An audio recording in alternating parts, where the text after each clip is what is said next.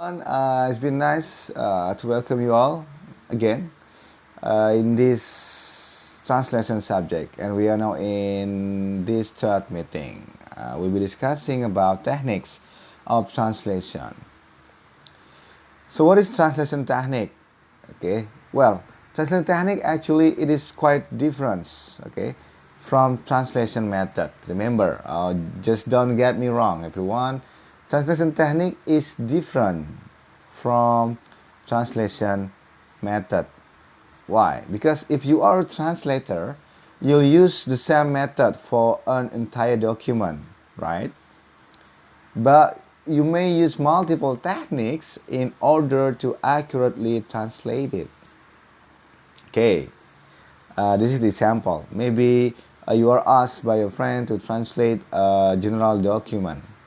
Maybe you want to use one particular method. Yes, can be, let's say you use literal method. Maybe you want to use intralingual method or interlingual method, but that's okay for you to use several techniques on it. Okay, yeah, there's different things between translation technique and translation method, and the things we'll be discussing is about translation technique. So what's the difference actually between translation method and a technique? Well, it's simple actually. Yeah, yeah, it's simple because a method is applied to the entire text to be translated, while the technique may vary within the same text according to its case, and it also depending on the specific verbal element to be translated. Okay, direct translation technique. Okay, yeah, these techniques are usually used when structural and conceptual elements of the source language can be transposed into the target language. Direct translation techniques include literal translation, couch or loan translation, borrowing.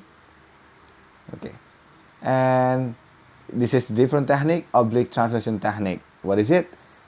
Okay, this technique are usually used when you want to structurally or conceptually try to translate the element of the source language, and it cannot be directly translated without altering the meaning or upsetting the grammatical or even stylistic element, the stylistic element of the target language.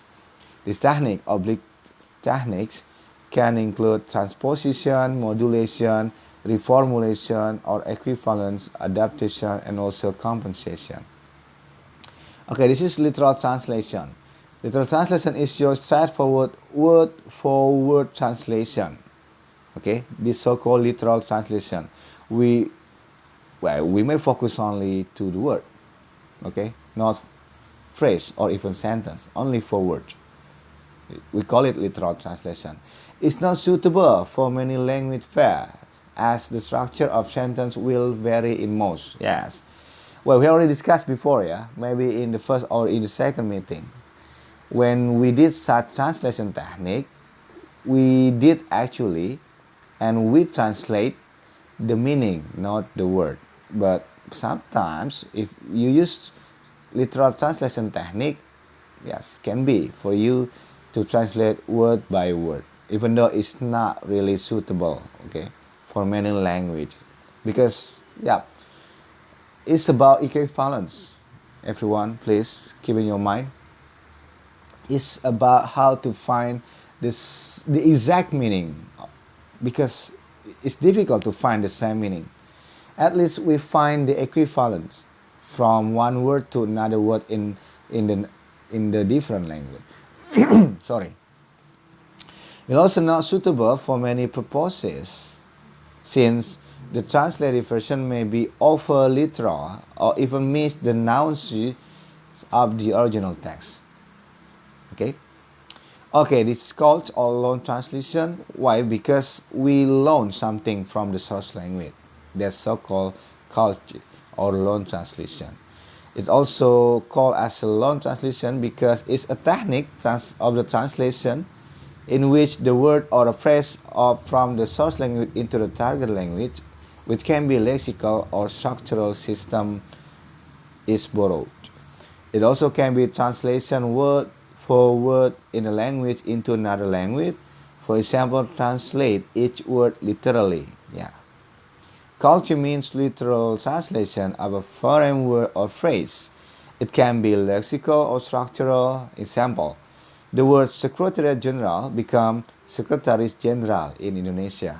Yeah, we just change, let's say, the letters, right? But the sounds almost the same. Secretariat General. Indonesia become Sekretaris Jenderal because, well, possibly up to now, there is no a good equivalency to translate Secretariat General in English, and we find the good equivalency in Bahasa Indonesia for Secretariat General. But at least until now, we have only a good equivalency from this sentence, Secretariat General, to be Sekretaris Jenderal in Indonesia. Okay. Okay, borrowing, as its name, borrowing means we borrow. Yeah.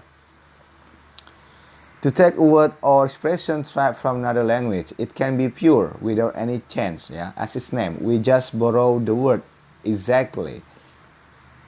To use the English word hard disk in an Indonesia text, or it can be naturalized to fit the spelling rules in the target language. For instance, the term urine translated into urine in Indonesia, right?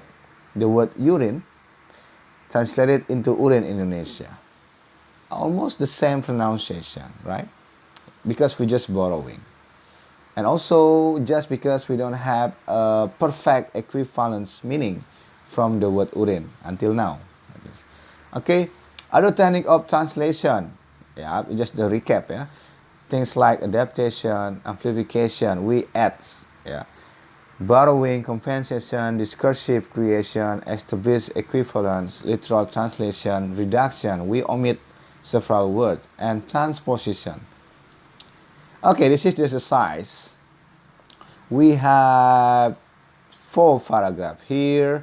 The things you need to do is please translate this paragraph from English into Bahasa Indonesia.